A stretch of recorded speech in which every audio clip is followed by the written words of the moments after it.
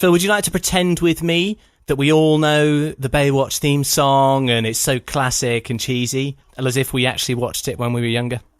Thing is, I that's not honest, man. Yeah, but the thing is, this is what you do, Phil. Everyone says, everyone knows the theme song and everyone used to watch it and the Hoff is hilarious. My main experience of Baywatch is through friends, Chandler and Joey, enjoying Baywatch. That's true, isn't it? Yeah. There's a theme tune like like it's all gaspy women sort of doing musical notes. I thought it was more like the Top Gun thing. Like that kind of... Look, this is besides the point. Guess what? It's been remade for a movie. And is it a raunchy comedy? Well, yes. Let's get on to that later. First, I was kind of amazed. In the last 2 years, this makes it the 5th TV series that has been transported to the big screen. You know, it's nothing new. People have been doing it for years and years. But isn't that a surprisingly high number? It doesn't surprise me at all anymore with Hollywood. They're basically just going for whatever they can find, which has an audience built in. But therefore, Baywatch is 20 years old. Like, is there an audience still? But it's everyone knows about Baywatch. I mean, I didn't ever remember watching a single episode of Dallas. You remember that soap? Yeah. But you know about it, don't you? Yeah. Built-in audiences. If they made a Dallas the movie, people would go see it, guaranteed. But is this a weird thing that I've missed where people pretend to be nostalgic about stuff they didn't actually see? Is that a thing?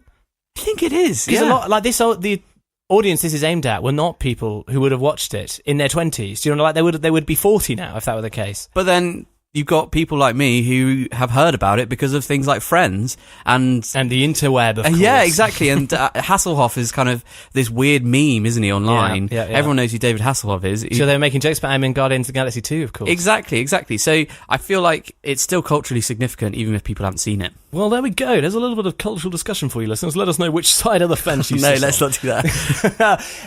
So Dwayne "The Rock" Johnson has been brought in to replace Hasselhoff as Mitch Buchanan, the head of the Baywatch team on a sort of unspecified Miami beach. He's got a team of raw recruits in this remake, and he needs to get them into fighting shape, not only to keep beachgoers safe in the rough waters, but also apparently to solve crimes, because there's drugs that keep washing up on the shore that are deadly, and rather than go to the police with all this stuff, because it's on their beach, on their turf, Mitch instead wants to do all the digging himself. So it's this weird sort of spoof, beachy crime series, which I believe is actually a slight departure from the TV show, which occasionally had sort of crime things happening, but they weren't like an investigative team, I don't believe. No, I don't think so. I'm going by Judith, because Judith said she used to watch it. That's her thing. So if you know better than me, then do say. It's ringing bells of 21 Jump Street, basically. That kind of thing. Right, yeah. The big talking point, well, is it a talking point? I don't know. Is that Zac Efron has signed on for this. He plays Matt Brody, a disgraced 2-time swimming Olympian who managed to mess it all up, basically, from a party boy lifestyle. So now he's looking for a good PR opportunity and comes down to the beach to join the Baywatch team. He's very cocky.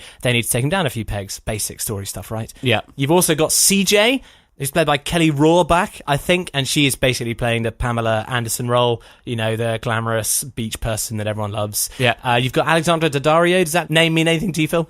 She is an actress. She was one of the kids in How I Met Your Mother, I believe. I think that's right. And she was in True Detective as well. And She's Percy Jackson as well. Yeah, she was. She was Percy's friend. She's good in that, I thought. And I think she's great in this. She plays Summer, who is sort of the love interest for Zac Efron. She's a no-nonsense type, raw recruit, but wants to work really, really hard. Are you enjoying this cast list, Phil?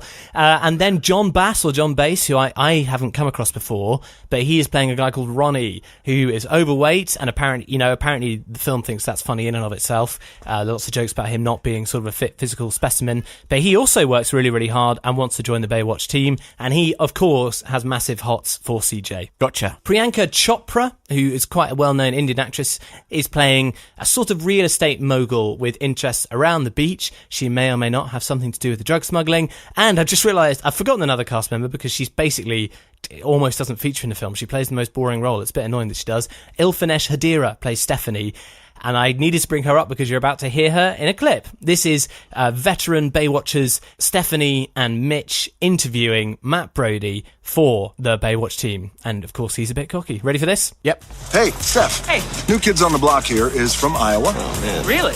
Let me ask you this. A lot of oceans in Iowa? No, just ponds and lakes and cocky pretty boys. Hey, Mitch, what happened to that last pretty boy recruit we had? He died. What is this, lifeguard hazing? I'm Matt Brody. I hold the world record in the 200 meter. Hey! Matt Brody. Matt Brody, yes, absolutely. And we still don't give up. Flying hoot about your swimming achievements. Yes. There we go. That was actually past the clip. It may have sounded like me, but it was Parts of the clip. Yeah, so, you know what? People are predicting this is going to be a big flop. People are ready to slate it because it's Baywatch and it's cheesy and who cares anymore. And Zac Efron, I think, is suffering a bit of a dip in his popularity, apart from being shirtless most of the time when he seems to be at his best. So it would seem on social media, at any rate. And I want to go against the grain, as I always do in these things. I kind of liked it. I think what's really quite remarkable about this film is the way it toes the line in so many different areas, because Baywatch is a really odd property to bring back to life in this new age. Like 20 years ago, it's probably a bit more acceptable to do the Friends thing, right? They make jokes about it. They just want to watch the women run in slow motion. That was beautiful famous. Women doing kind of simple TV stuff. Yeah, and David Hasselhoff's a big shirtless man, but he's really hairy, isn't he? Like, I mean, I don't think it was the same. So it kind of has this reputation for being sexist, doesn't it? So it's a weird thing to bring to life now, while people are working incredibly hard to address that imbalance and present women properly with, you know, good respect and good roles, blah, blah, blah, blah, blah. What I'm surprised by is they face that head on, and they do have women running around in their beach suits, but they have just as many men running around in beach suits. And there's even quite a clever line from Alexandra Daddario's character where she says, you know, when Matt Brody is looking at things that he shouldn't really be looking at, she comments on it and says, look, we're going to be in swimsuits a lot, so is this going to be a problem? I like that. I think that's really clever because it is a beach. You expect to see people in beach clothes on a beach. Yeah. And it sort of puts the sexist nature of that on the viewer, not on the film itself. So weirdly enough, I think they managed to walk a line right down the middle, and they don't chicken out and put everyone in wetsuits. They just do something interesting. Can I tell you my concerns about the film? Because yes. I'm not convinced it's going to be that good of a film. I hear what you're saying you enjoyed it, but for me, it looks a bit crass, it looks a bit try-hard, it looks a bit formulaic in the sense that they're trying to do that thing of adding a bit of sex, a bit of naughty words, and a bit of sort of silly, kind of obvious humour. And trying to make a movie out of it. I think there's a lot less of that than I expected. What they actually put more of in than they really should be is plot.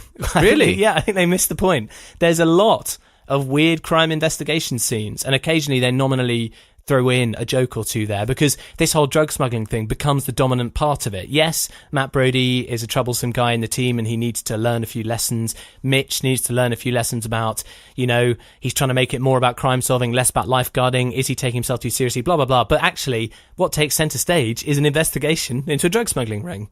And there's really long scenes with no jokes at all, where you feel like you're watching basically a new crime pilot, or a sort of light-hearted crime pilot, a bit like the reboot of Rush Hour that was on TV recently, or even Lethal Weapon, which has been rebooted as a TV show as well. It strangely feels more like that than a proper Baywatch movie. So yeah, I think it is uneven, but not because it's too raunchy. That said, there's plenty of gross-out humour, Phil, which you don't look that happy about. I just feel like I've seen it. I've seen it before. I kind of getting a bit tired of it, because how many times can you be grossed out? How many times can you be shocked and surprised when they do something a bit naughty? If you're expecting it, like, it just doesn't work. I don't think you will expect it in this case, though. There's a scene that reminded me of Star Trek For the Voyage Home. It's set in a hospital, where there is some gross-out humour that I don't think anyone has seen before.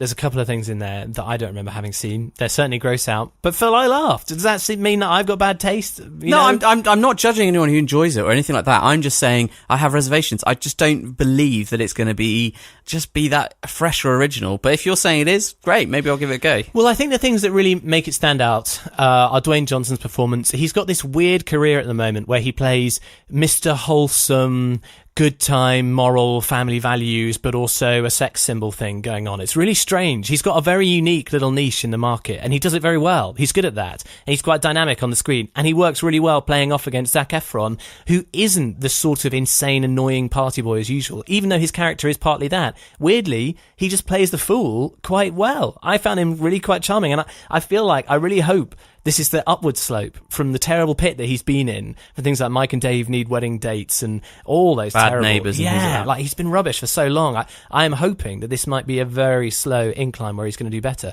They're really good in the roles, and John Bass is funny, even though I don't really like the whole here's this geeky guy put in a context with loads and loads of beautiful people, and maybe the beautiful girl will fall in love with him because he's something she's never come across before. I think that's really tired. I don't understand why they put that in there. But yeah, on the whole, I think it's better than critics would have you believe. Can I ask you about the female characters, though? Are they fleshed out, or are they kind of basic? Is there something going on with them? Is Alexandra Daddario? Alexandra Daddario is really the only person who appears to have any depth. Possibly Priyanka Chopra's character as well, because she is essentially the nemesis in the film, which is an unusual thing for a woman to hold, I suppose. Weirdly, there are not many female baddies. I think even more so than there aren't that many female heroines, right? So she's okay. I do think that Kelly Rohrbach's role is thankless. But the thing is, everyone knows that because it's Baywatch, right? And she manages to bring some sort of emotion to it. Actually, the worst for me was Ilfanesh Hadira's one, Stephanie, because they write such a boring character for her. Everyone else has something about them. She has nothing. Other than at one point they say that she should really be the boss of the team because she's so good at her job. And I thought that was just... I don't understand why didn't they give her more to do? It didn't make sense to me. If they want to paint her as the sort of mum in this relationship, if Dwayne Johnson is the dad, she could be the mum. Why didn't they give her more? They didn't really give her anything. So does that satisfy your female character curiosity? Oh yeah, I was just wondering. So I'm getting the sense that it's not as bad as you might think. It's a bit more plot driven than you might realise. Definitely. And there's some funny jokes in there that you aren't as crass as you think they might be. Yeah, I mean, there's 3 jokes, very easy, that are all to do with a model of Dwayne Johnson in a fish tank that is in his own house. And they're just quite creative with that. And that is a very light-hearted gag, isn't it? And there's a lot more like Matt Brody's just an idiot, like half the time. There's the famous clip, well, not famous, there's probably a well-known clip where they talk about being in lifeguard pursuit. And he's really passionate about Baywatch's right to pursue criminals, and he just comes across as an idiot. That's funny and quite good-natured, really. The one thing I would say is there is a lot more swearing in this film than you might expect, and that's probably the main reason it's got a 15 certificate. Do you think that's just trying to push the film into that sort of raunchy, gross out sort of arena? Yeah, I think and it helps, taken a bit seriously. It probably helps position it for the right audience because they will want people 15 and above to see this. It's not going to appeal to anyone younger than that. So I don't think it's necessary. It's just surprising. I mean, we were looking at clips, Phil, and half of them are so blue you just can't use them. Yeah. But yeah, I think I should round up. It's not that complex a film. I'd really like to know, listeners, what your thoughts are if you go and see it. I think it's a pretty summery good time. I like the soundtrack. It's proper sort of party songs, but very sunny, and it made me want to go on holiday, Phil. I'm just going to be honest. So it would get a B from me. I think it's got a lot more in it than people are willing to admit. I think it could be a good franchise jumping off point. I think the characters are done fairly well, except Stephanie's character. So I'm hoping there's a bit more to come. Any bonuses? What I will say is that, there's another slightly tired trope of someone you wouldn't expect whipping out some amazing dance moves. Yep. In this film, they do that, but weirdly, I was totally unimpressed.